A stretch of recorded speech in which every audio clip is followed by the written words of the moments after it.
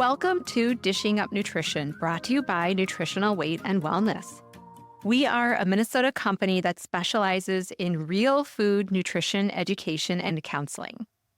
At the time when this podcast airs, we'll be celebrating Thanksgiving in a few days. I wanted to take a moment of gratitude and to thank all of our clients and all of you listeners out there for your dedication to real food for real health over the last year. Whether you are one of DAR's original clients in the old St. Paul office, or this is your first episode of listening to Dishing Up Nutrition, please know that you are a vital and appreciated part of the NWW family. Thank you for trusting in us and trusting in the real food message that we strive to put out every single week. Yes, Leah, I share your sentiment. It is a great time of year to take an extra moment to think about some of the things we may take for granted in our everyday lives. One of those things for me is how grateful I am to have the privilege of sharing this real food message with all of you. In the spirit of gratitude and taking time to reflect, I would like to pose a few questions to those of you listening. How has real food impacted your health over the last year? Do you look at food differently now this year than you did maybe before? What kinds of successes have you seen from changing your food choices? Does your memory work better?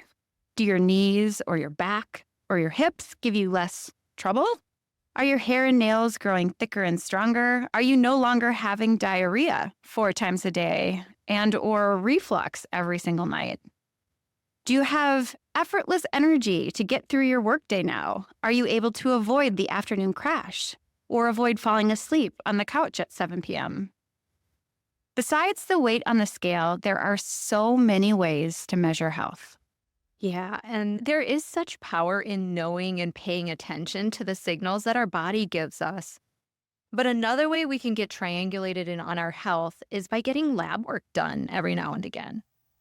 For most people, you get some basic labs drawn at your annual physical or your wellness visit.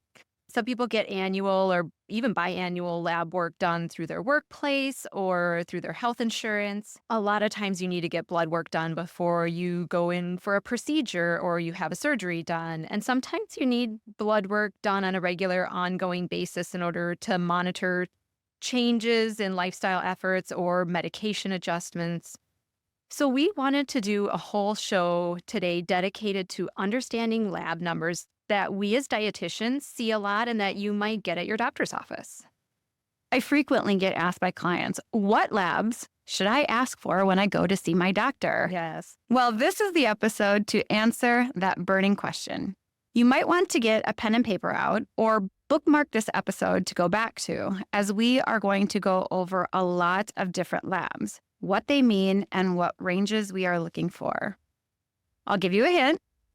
Sometimes the ranges that are normal on the lab report aren't always optimal. And we want to be optimal, right? You might even want to pause this episode for a minute, log into your MyChart or whatever healthcare portal you used, pull up your most recent labs, and follow along with us. If you've ever felt a little lost or overwhelmed with all the letters, numbers, red flags, yellow triangles, or exclamation marks, we hope this show will provide some simplicity and clarification on your numbers so you can feel confident in what you're seeing. Yeah, and I know not everyone loves to get their labs done. I've had some clients say it feels like they're getting a report card like they did back in school. But I personally love when a client brings in lab work or uploads their recent lab documents for me to look at. It just adds another layer or another lens through which we can analyze things. So I often will tell my clients it's like checking under the hood of the car. So what labs would be on my wish list for a client? Well, let's start with checking blood sugar control, because would it even be a Dishing Up Nutrition episode if we didn't talk about blood sugar? I don't think so. Probably not. So I'd be looking for 3 things: a fasting glucose, a hemoglobin A1C, and a fasting insulin. Fasting glucose and fasting insulin, as the names imply, are taken in a fasted state when you haven't eaten anything, usually for at least 8 hours, and usually there's a range given like between 8 to 12 hours. For this reason, most people schedule their labs to be drawn in the morning after you've had an overnight fast or hopefully you've been sleeping most of that time. A fasting glucose or fasting blood sugar is a very standard lab test. It can be a standalone test, but most of the time you'll find it as a part of a comprehensive metabolic panel or CMP. And it may just say glucose. A fasting glucose is a snapshot of where your blood sugar is at the time when your blood was taken. The normal range given is usually between 60 and 100 milligrams per deciliter. I like to keep that upper part of that range just a little bit lower. I'd rather see the fasting glucose at less than 90 milligrams per deciliter. I don't know what your thoughts are on that, Leah. Yeah, I'd say the same thing. Blood sugar is a spectrum, not necessarily a black and white yes, no situation. We can't say that at 101 milligrams per deciliter, you have pre-diabetes, but at 99 milligrams per deciliter, you are totally fine and there's nothing to worry about. A reading of like 98 or 99 would raise a caution flag for me. And I'm going to asterisk that and say like the occasional fasting glucose that's in the 90s or slightly over 100 usually isn't a big cause for concern. But if you're consistently seeing those blood sugars in the high 90s or 100s for that fasting glucose, it's definitely time to take a closer look. If you have that sort of random high 90s or maybe just over 100, you could look and see, well, what's going on in my life? Have I been sick? Do I have a lot of extra stress in my life? So it could be the outlier that's causing that spike in blood sugar. That's not usually where that is. And so sometimes that can really put people's minds at rest, like, oh yeah, I was just getting over an infection. Yeah. Or if you didn't sleep well the night before or something like that. Great point. Not sleeping is an easy way to shoot those blood sugars up. So yeah, that's a great point. But that does take me to the next step in the process, that hemoglobin A1C. So we said that fasting glucose is a snapshot, just kind of like taking a picture of what your blood sugar is doing in that moment. A hemoglobin A1C gives us a bigger picture. It gives us an average glucose levels over the last 3-ish months or so. A hemoglobin A1C measures the amount of sugar that accumulates on the molecule hemoglobin, which is a part of our red blood cells. And a red blood cell lives about 3 months in the body.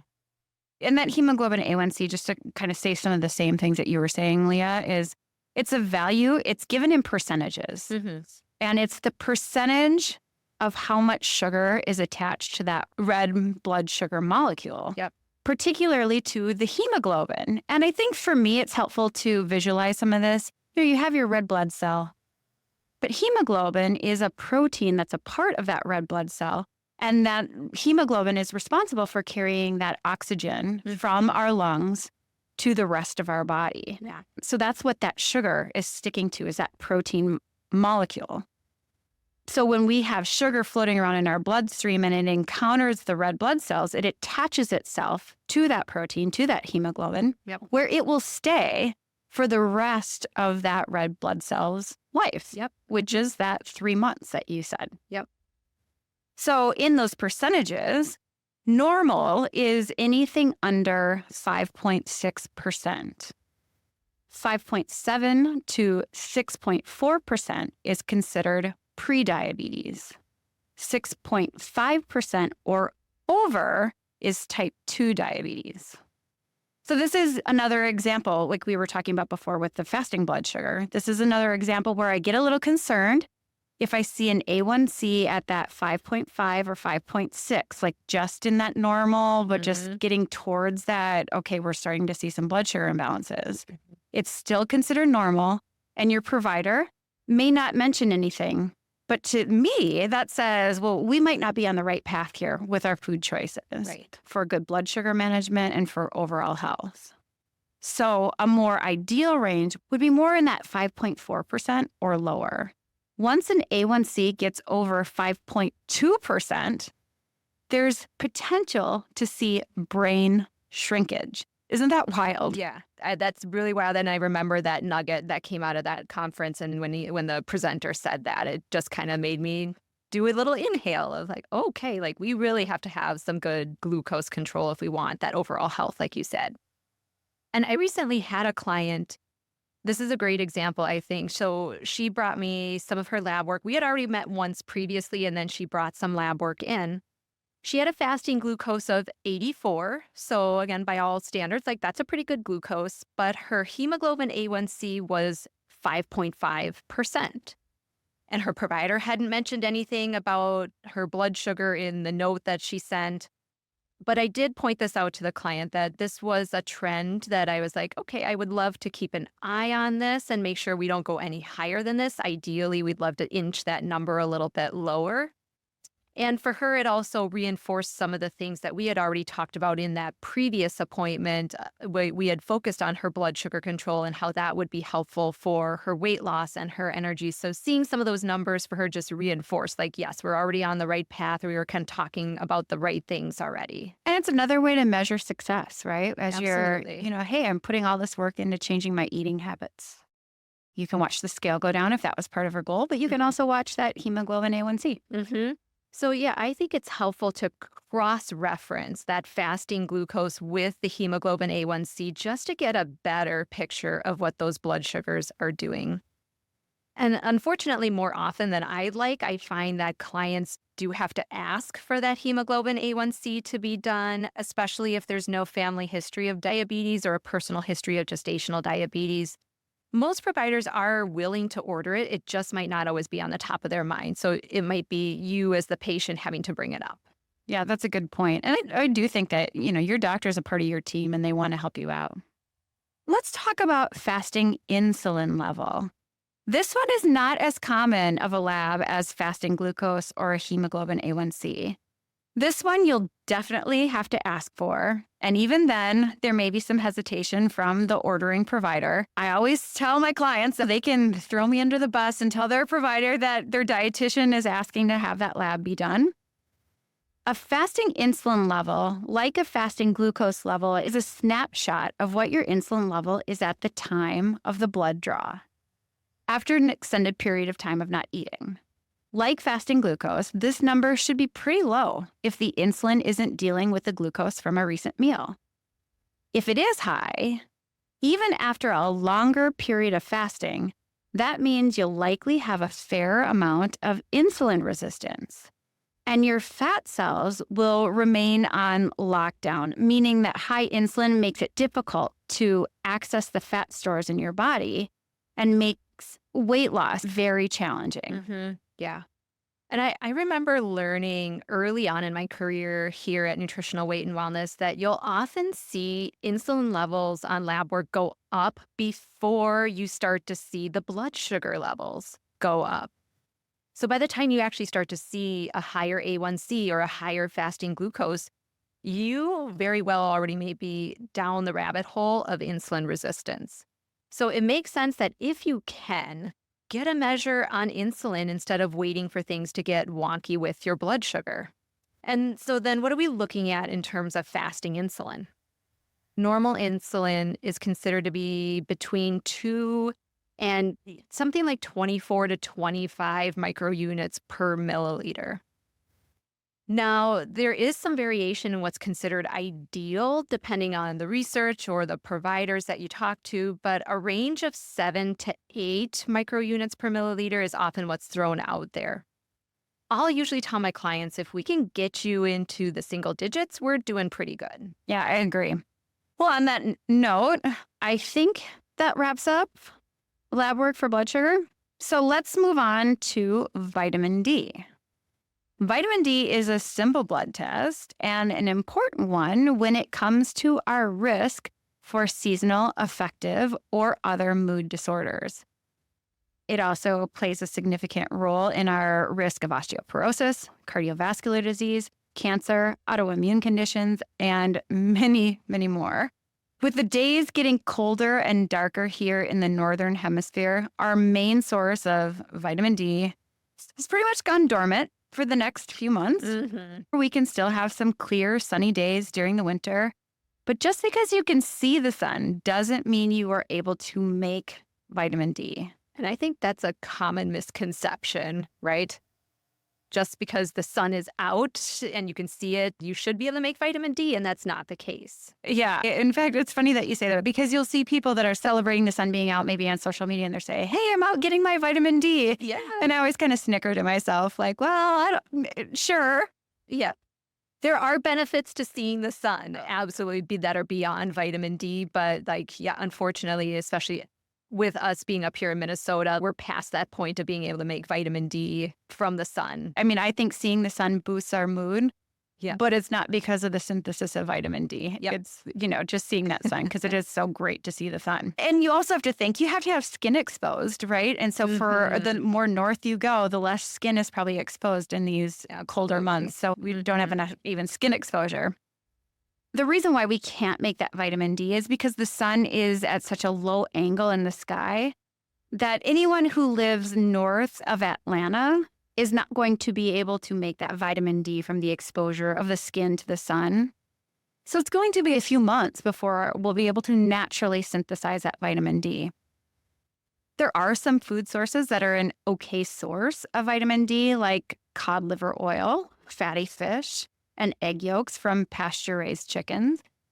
But they're not usually going to do the trick alone. Supplementation is often required to maintain a decent vitamin D level year-round.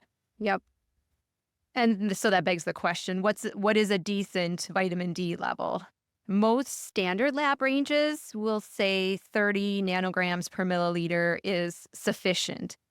But ideal is likely at least 50 nanograms per deciliter, and even upwards of 70 to 80 nanograms per milliliter is fine. Actually, the Endocrine Society sets its upper limit at 150 nanograms per deciliter.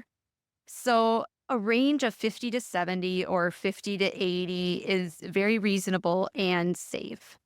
In my experience working with clients who in turn work with their providers, it's a mixed bag as to who's willing to test vitamin D. Some providers are very open to it and some are resistant to it for a variety of reasons. So vitamin D is a lab you may have to ask for. If I could make a lab wish list, I'd have my clients get their vitamin D level tested at least twice a year, once in the early fall where hopefully you've spent a lot of time in the sun and you're outside and the weather is nice, so you've built up some nice vitamin D stores.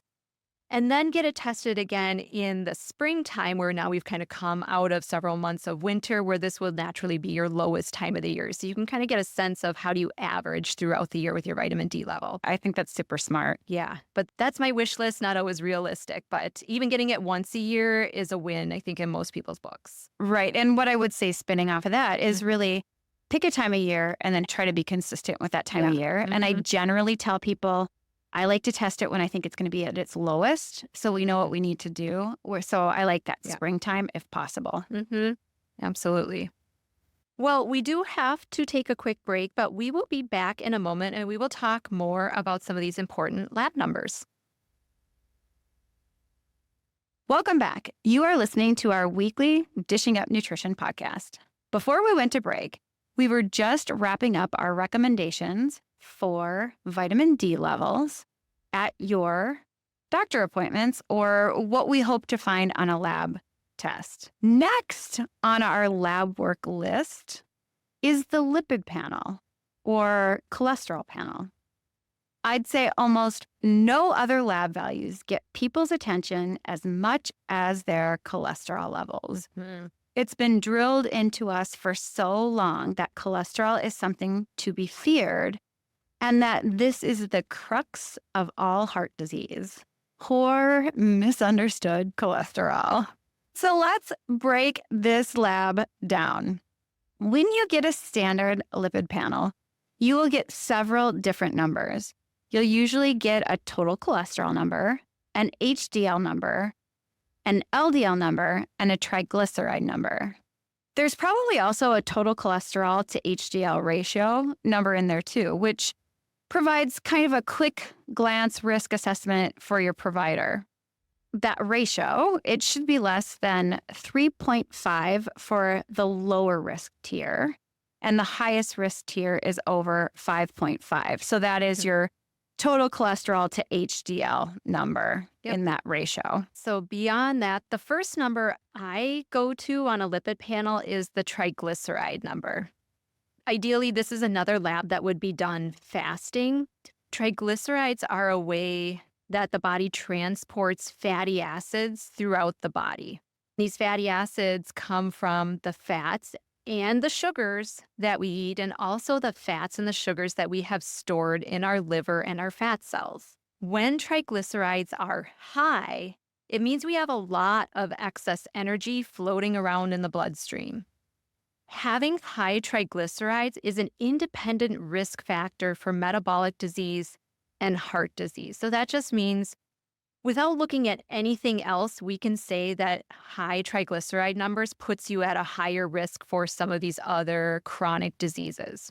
Most labs set the cutoff point at 150 milligrams per deciliter. So higher than 150 would be too high, less than that would be fine.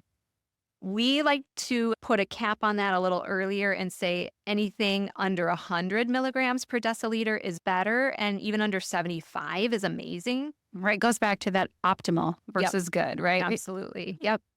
And we see really great progress and results with our clients who eat a real food, lower carbohydrate diet, and also make sure that they're eating quality fats. So things like butter, olive oil, avocados, nuts and seeds, olives, heavy cream, things like that. Right. Out with the daily intake of breads, pastas, cookies, crackers, sodas, high sugar coffee drinks, and candy. And in with the sweet potatoes, wild rice, fruit, and a variety of vegetables. Yum. And after triglycerides, I start to look at the HDL number, which most people know as the good cholesterol. I should put quote unquote good cholesterol. Yep. We like to call it the garbage hauler. It gathers cholesterol and particles from the cells in the body and transports them back to the liver to be dealt with. So, I mean, if you think about it, a city without enough garbage trucks would eventually lead to a very dirty city. The same thing happens if we don't have enough HDL particles in our bloodstream to clean up the trash. So we want that HDL number to be at least 50 milligrams per deciliter for women and at least 40 milligrams per deciliter for men. A real food eating plan will help boost your HDL levels, as well as regular exercise and eating a lot of fatty fish, or taking an omega-3 supplement. Yep. And then there's LDL. This is the one that gets everyone up in arms, and most people know it as the, like you said, Teresa, quote unquote, bad cholesterol. But LDL truly has some amazing and helpful functions in the body. LDL's job is the opposite of HDL. LDL takes cholesterol from the liver to the various cells and tissues in the body. We need that cholesterol for our brain to work well, our hormones to be balanced, and our cell membranes to have good structure. And that's just to name a few things that it does. LDL also takes cholesterol to places in the body that need healing or patching up. On most lipid panels, the cutoff for LDL cholesterol is 130 milligrams per deciliter. So anything over 130 is considered high and therefore potentially harmful. I don't see a lot of clients who have less than 130 milligrams per deciliter unless they're on a statin medication. And there certainly are exceptions, but I often will see 140s, 150s, 160s even. Right? It's incredibly common. And dare I say, normal for LDL cholesterol to go up as we age. And this is especially true for women as they go through perimenopause and move into the post-menopause phase. That big hormone shift often calls on more cholesterol and more LDL. A high sugar diet, low thyroid function, or a recent chronic infection can also be reasons why you may see elevated LDL. If you do see an elevated LDL level in your lipid panel, start with the basics. Eat well, move your body, and sleep well.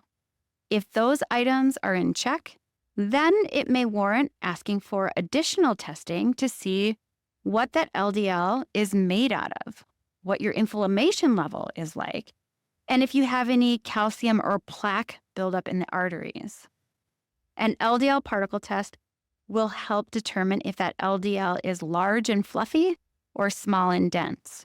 And if I do have a client that does do a particle test, the number that I'm particularly interested in is labeled as LP little a. Yes. So it's capital L, lowercase p, parentheses, little a. Yeah, it's kind of a funny lab marker. And the reason why that one in particular is it's just known as the particle that's especially damaging to the blood vessels. And so if that number is high, we want to work to lower that LP little a number. There's also something called the coronary calcium test to see if there are any calcium deposits in your coronary arteries. So we can get calcium stuck in our arteries, which then can lead to blockages. So that test is a really good test to have done. Yeah. I have seen several clients who have that elevated LDL, but their coronary calcium score is 0. So, and that's Which what is you good. want. Yeah, that's what you want. You Yeah. want a lower score on that test because that means there's less stuff in your arteries blocking them up. So yeah, it's that high LDL doesn't always correlate with things going wrong in the arteries. And then I also, let me take a hold of that inflammation piece really quick, because that would be another item on my lab work wish list for clients, is getting an idea of where your inflammation level is. And you can do this by doing a high sensitivity C-reactive protein test, or HSCRP. CRP is a protein that's released by the liver in response to infection or inflammation or other malignancies. And that HSCRP really picks up on low-grade inflammation in the blood vessels. Ideally, we'd like to see an HSCRP level at 1 milligram per liter or lower. I have seen some labs that will say under 3 is fine. But again, like tighter range, we probably want to see at 1 or under. And just for kind of like a reference range too. One of my aunts had a major surgery on the back of her leg, maybe a year and a half, 2 years ago now at this point. They tested her CRP level a day or two after surgery, and it was 70. Yeah. So like very high inflammation after a major surgery and recovery, lots of tissue damage. So that would make obvious sense. That's a pretty extreme example, but like in it, just kind of going about your daily life, we'd like to see those inflammation levels as low as we can. Homocysteine is another marker that can give us a clue about inflammation levels. Homocysteine is produced naturally in the body as we break down and metabolize amino acids. But if our bodies can't clear that homocysteine effectively, then we get a buildup of homocysteine in the bloodstream. And so high homocysteine has been correlated with an increased risk for heart issues, osteoporosis, and dementia, so we can't let it run around unchecked. Interestingly, we need B6, folate, and B12 in order to clear homocysteine well. So if we see a high homocysteine, we should be making sure that this person is supplementing with quality forms of those 3 nutrients and trying to stay away from grain products that are fortified with B vitamins. The reason being is those fortified versions of those B vitamins, they kind of gum up the system, right? When we have these highly bioavailable versions of B6, folate, and B12, for them to work, they have to attach to those receptor sites. Yep. But if we're taking in those fortified synthetic versions, that can sort of get in the way of the good versions to do their job. Yep. So for normal homocysteine levels, we want those levels, or normal levels are considered to be under 15 micromoles per milliliter. For the normal levels of homocysteine, levels are considered normal under 15 micromoles per liter. But we like to see this number at 8 micromoles per liter or less. In my experience, homocysteine levels aren't super common to see in lab work. So more often than that, I'll see these done by functional medicine or integrative professionals. But the HSCRP that Leo was talking about is one that regular doctors have access to. So you probably just need to ask for it. Yeah, and before our time gets away from us today, I want to bring up 2 more sets of labs that I feel are important to mention. One is a thyroid panel. And honestly, Teresa, you and I were talking about this. Like, we could do a whole independent show by itself on just this one panel alone. But today, we're just going to hit the high notes. In my opinion, I think a thyroid panel is so crucial for women to have checked regularly, as thyroid issues affect 8 to 9 times as many women as men. And when we talk about thyroid issues, the majority of the time, we're talking about low thyroid function or hypothyroid function. That's like 90% of thyroid issues out there. The most basic screening for a thyroid abnormality is a TSH, or thyroid stimulating hormone.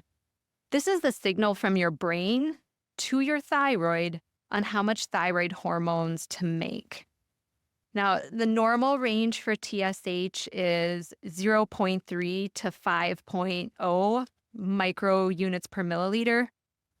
More ideal might be more between 1 to 2 micro units. I start to get a little suspicious if I see a TSH that's getting into the 3s, the 4s, the 5s, because a higher TSH means potentially lower thyroid function, or I'll tell my clients, like, it looks like this is a stressed thyroid.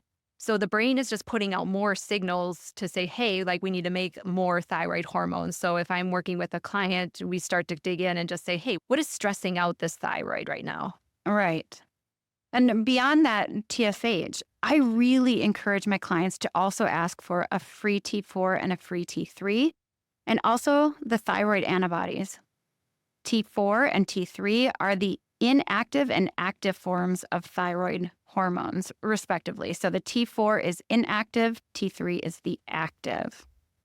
The majority of thyroid hormones that are made in the thyroid are that T4 that I was saying.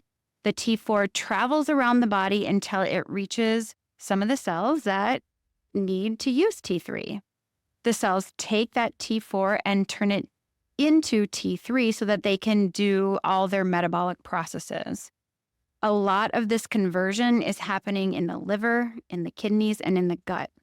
You can run into thyroid problems and symptoms if you're not making enough T4, or you're not converting that T4 into T3 effectively. Mm-hmm.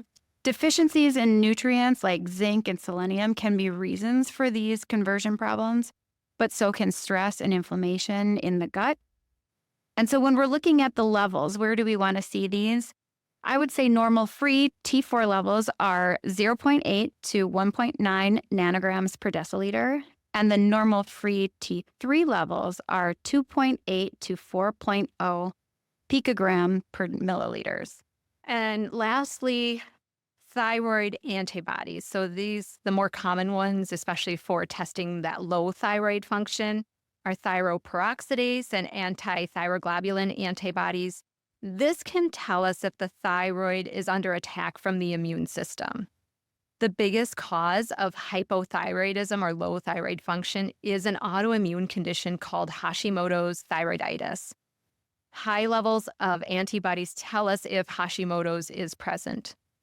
Ideally, these antibody levels should be very low, like with the thyroperoxidase antibodies, they should be under 35 or under 0.94 thyroglobulin antibodies.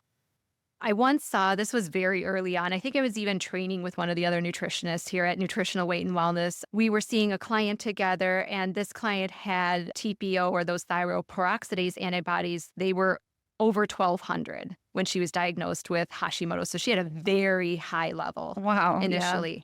And I remember she was able to, so we had seen her then at a follow-up appointment down the road. She was able to drop her antibody levels to around 300 with the interventions that she was doing. She was working on her food and just figuring out kind of what foods work for her body and her thyroid and her immune system. Yeah, that's pretty incredible. Yeah. That is a big drop. Yes. I do want to tie in iron levels into this picture also, because it's an important nutrient for that conversion process of T4 to T3. So it's crucial for thyroid health. But having good iron levels also keeps our energy levels up and helps us transport oxygen around the body. If you ask anyone who has had an iron deficiency before, They'll tell you that they felt tired, sluggish, weak, like their feet are dragging through mud and they could nap at a moment's notice. Some people also feel dizzy and get short of breath. Women tend to fall in that iron deficiency more common than men because of the blood loss with our monthly menstrual cycle. And women may also be more likely to underconsume meat and animal proteins, which are the best food sources of iron. So for my active menstruating female clients, I'm definitely having them keep tabs on their iron levels. Same. So checking a hemoglobin level is one way to check your iron. And I do want to know, so hemoglobin is just checking that is different than the hemoglobin A1C that we mentioned earlier that checks blood sugar control. Yes, thanks for verifying that because that gets confusing. It does. So you'll see hemoglobin on lab work. Usually it's under a complete blood count or CBC. And that's where they're also checking your red blood cell count and your white blood cell count and a couple other things. A CBC is a very standard lab that usually gets run just automatically as part of your annual physical, your wellness check. So for women, a hemoglobin level should be between 12 to 16 grams per deciliter. Men can go a little bit higher. That should be between 13 to 18 grams per deciliter. Hemoglobin is the last number to drop in an iron deficient state. So I encourage my clients to also ask for a ferritin level, which is usually the first iron marker to drop when we start running low in iron.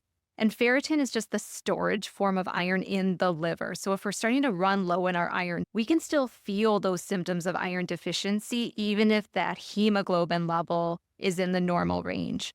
And ferritin has a very big range.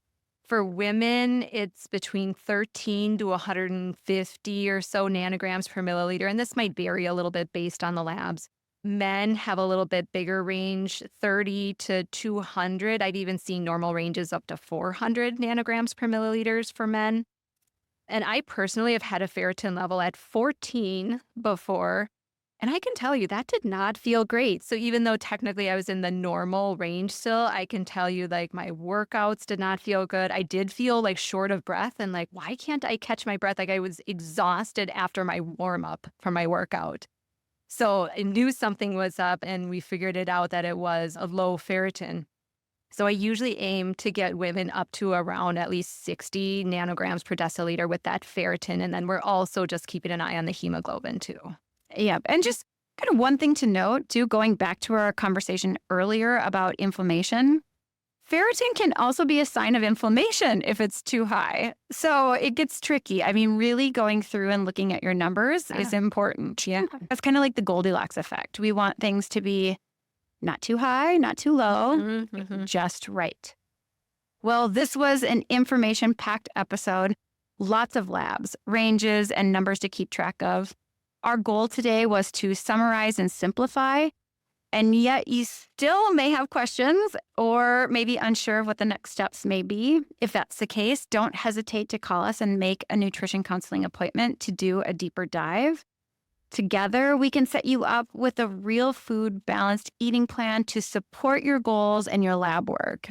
Our phone number is 651-699-3438, and our website is weightandwellness.com. Yes, our goal at Nutritional Weight and Wellness is to provide each and every person with practical, real-life solutions for everyday health through eating real food. It's a simple yet powerful message. Eating real food is life-changing. Thank you for listening, and if you enjoyed this show, please head over to iTunes or your favorite podcast app to leave a review and help others find our show.